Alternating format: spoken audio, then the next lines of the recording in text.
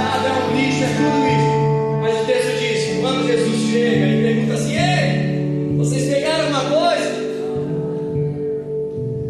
Então faz o seguinte, pega essa mesma rede.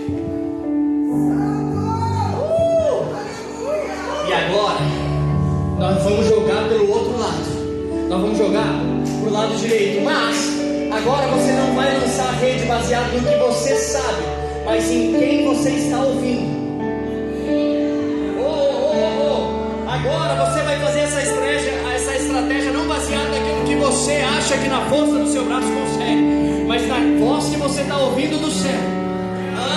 Pega essa rede e no 3 nós vamos jogar do outro lado.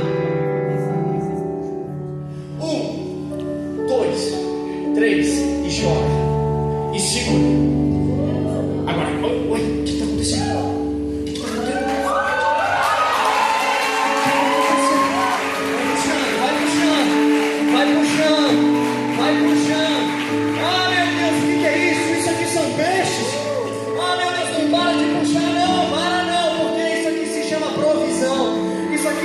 Restauração, isso aqui se chama alegria voltando, isso aqui se chama mudança de destino acontecendo, isso aqui se chama restauração de sonhos, isso aqui se chama mudança de vida, isso aqui se chama barco cheio de novo, isso aqui se chama um novo tempo chegou.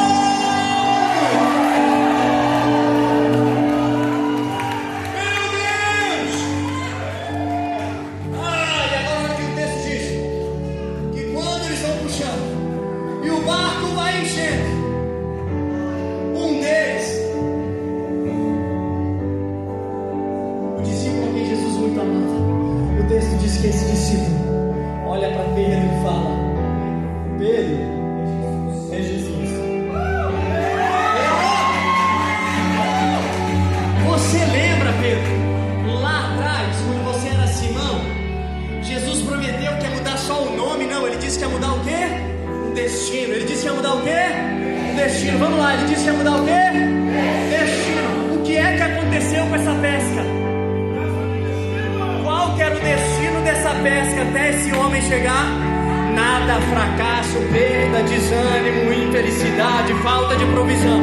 Mas a partir do momento que a gente voltou a ouvir a voz dele, o destino dessa pesca foi mudado. Pedro, o único que quando fala muda destinos é Jesus. Ele veio, ele está cumprindo o que prometeu. Então o texto vai dizer que quando Pedro ouve que era Jesus, quando Pedro ouve que era Jesus, sabe o que ele faz?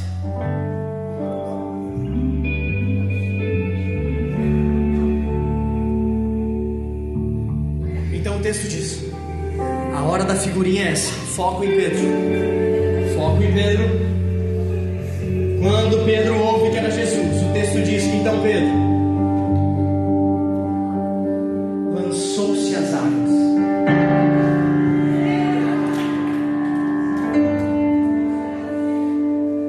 Olha o que o texto de João diz, 21. Então Pedro, lançando-se às águas, toma a sua túnica.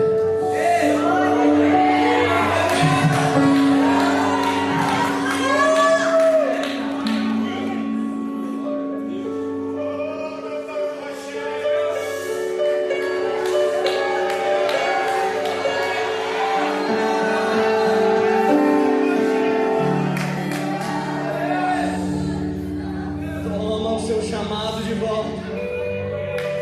Toma o seu ministério de volta. Toma a sua autoridade de volta. Toma a sua identidade de volta. Toma a sua túnica de volta.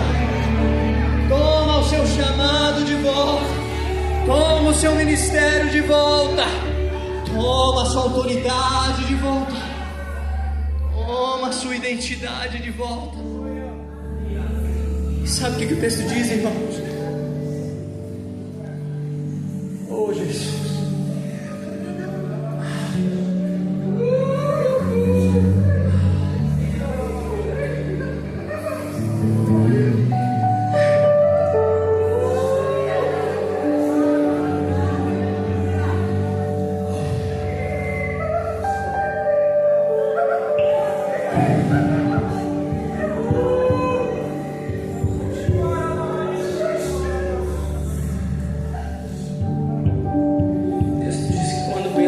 volta a sua túnica.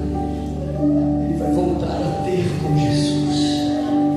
Ou seja, ele vai recuperar o que ele havia perdido.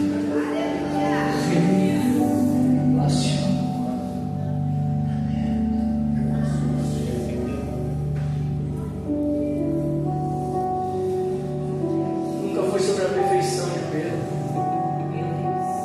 Ei, nunca foi sobre a sua perfeição, não. Sempre foi sobre o seu coração. Porque perfeito você só vai ser agora. Mas ter um coração sensível à presença. Ter um coração que prefere a presença. Isso você tem que escolher aqui e agora.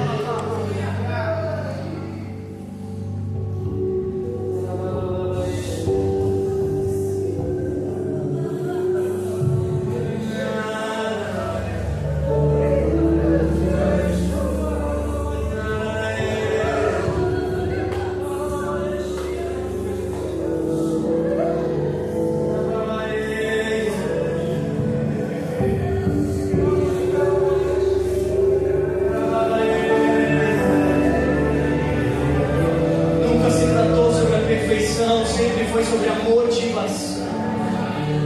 Perfeição só na glória, mas a motivação de buscar a santidade dia após dia.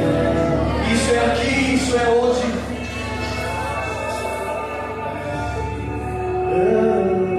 Toma o seu chamado de volta. Toma o seu ministério de volta. Ele vai ter com Jesus. Ele vai voltar a ter o que ele havia perdido. Não se tratava de bens, não se tratava de valores, mas se tratava de uma presença, se tratava de um relacionamento, se tratava de uma disponibilidade de coração que havia se perdido por causa do fracasso, que havia se perdido por causa do desânimo, que havia se perdido por causa da dor. O texto diz que então Pedro vai conversar com Jesus. E Jesus poderia perguntar: Pedro, você está pronto? Pedro, será que agora vai?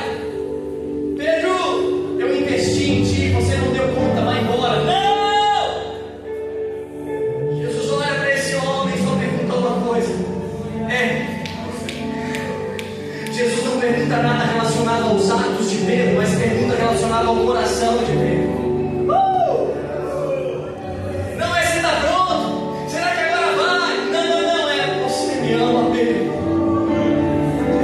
Ou seja, Pedro, eu até me interesso pelos seus atos, mas só quando eles são consequência do seu coração.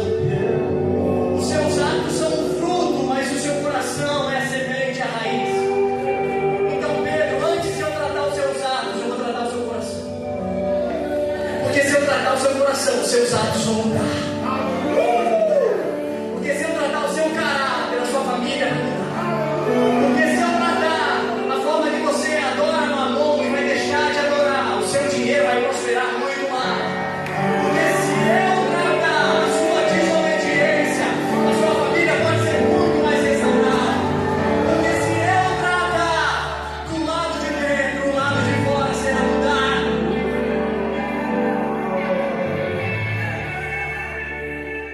Agora me diz aqui, quantas vezes Pedro negou Jesus? 3. E quantas vezes Jesus perguntou se ele amava? Vamos lá, quantas vezes Pedro negou Jesus? 3. Mas quantas vezes Jesus perguntou se ele amava? Por que 3?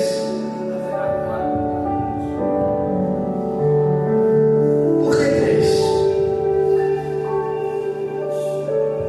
Se Jesus quisesse a perfeição de Pedro, ele ia perguntar 7, que é o número da perfeição. Se Jesus quisesse a completude de Pedro agora, ele ia perguntar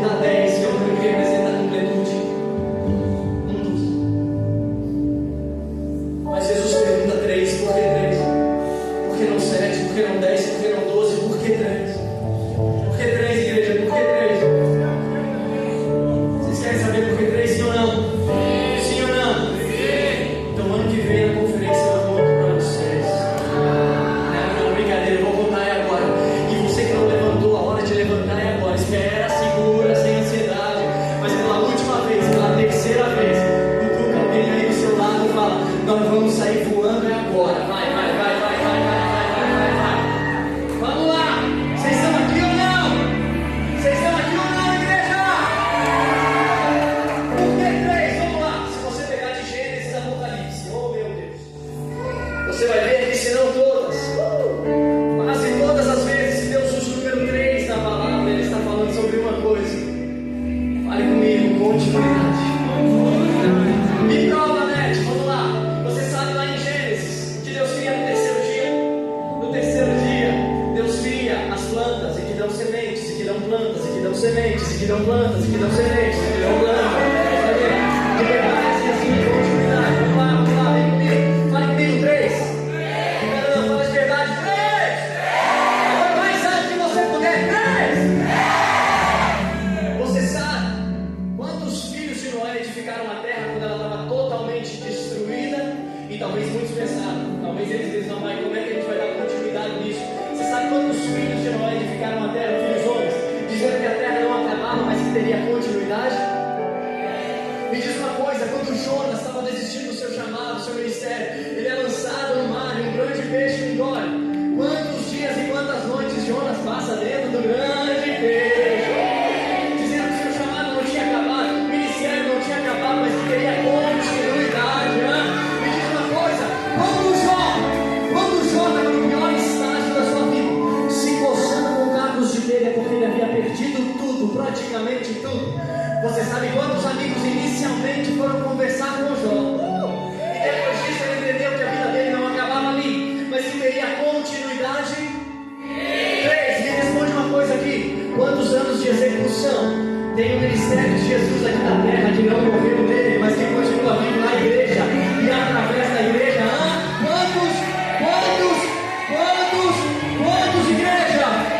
E agora me responde isso.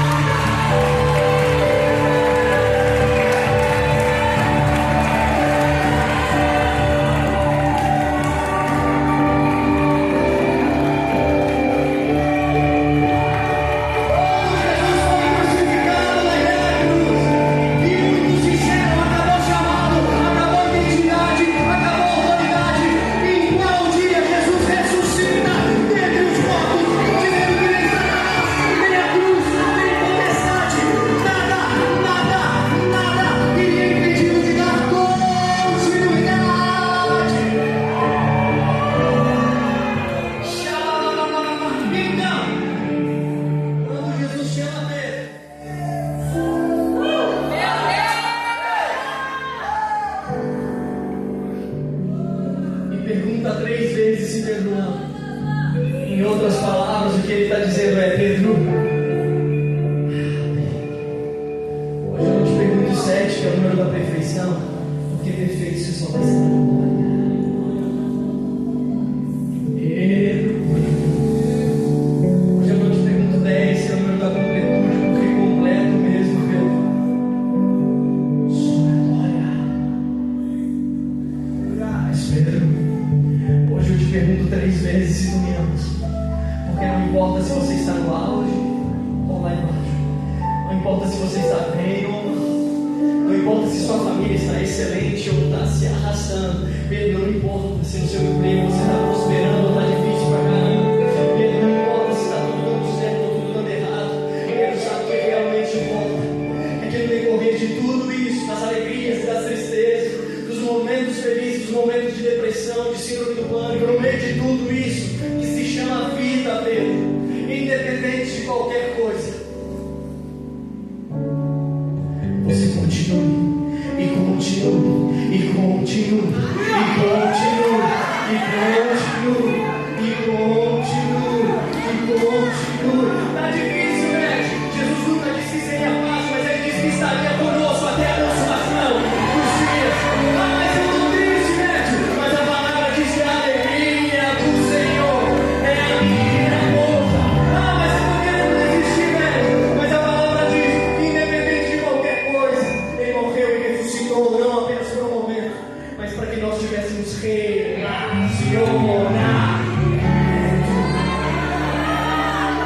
Agora me diz, quantas vezes ele pegou Jesus?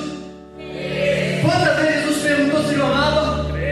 Então o texto diz em Atos 2 que na descida do Espírito Santo tem alguém que se levanta cheio de autoridade e dá um discurso de quase 3 pessoas se convertem. Quem é esse?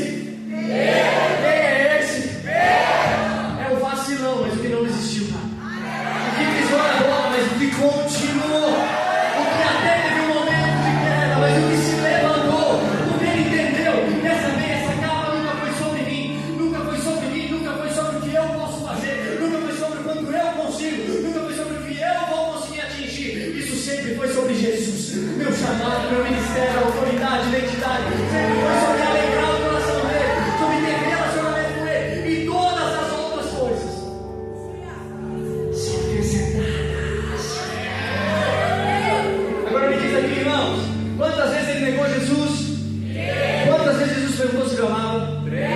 Quase quantas mil pessoas se convertem no primeiro discurso desse homem? 3.000. Me diz aqui, 3.000 é muito mais que 3 ou não? 3.000 é muito mais que 3 ou não? Sim, porque ele pegou 3, Jesus perguntou 3, e quase 3.000, tinha que ser 3.000 pessoas se convertem no primeiro discurso dele. Sabe por quê? Porque aqui está se cumprindo a palavra. Preparou? Preparou? Aqui se cumpre a palavra. Demorou? Não, foi no tempo de Jesus. Ah, mas ele errou, mas ele se levantou de novo. Ah, mas ele pisou na bola, pisou, mas tem alguém que morreu e ressuscitou por ele. E mesmo que demorou, mesmo que não foi na hora que talvez ele imaginava. Quantas vezes ele negou Jesus, gente? Quantas vezes Jesus perguntou se ele amava? Quase quantas mil pessoas se convertem no primeiro discurso? Então aí se cumpre a palavra. Onde abundou o pecado.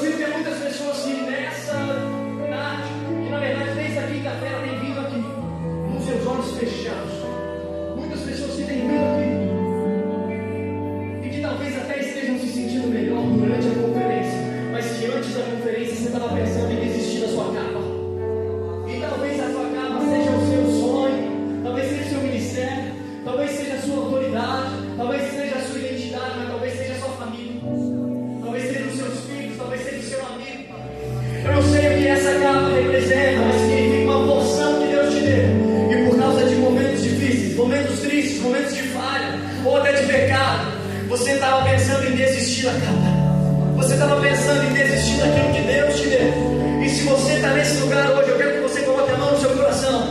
Você que está falando isso é comigo, pede. Eu sou esse, eu sou essa que hoje preciso pegar minha capa de volta. Eu sou esse, eu sou essa que hoje preciso pegar minha capa de volta, minha túnica de volta. Eu preciso pegar minha alegria de fazer o que Deus me chamou para fazer de volta. Eu preciso pegar o ânimo de fazer o que Deus me chamou para fazer de volta. Eu preciso pegar a restauração do sonho que Deus me deu. Eu estava pensando em desistir porque está difícil demais. Se isso é com você, isso, com seus olhos fechados, coloque a mão no seu coração.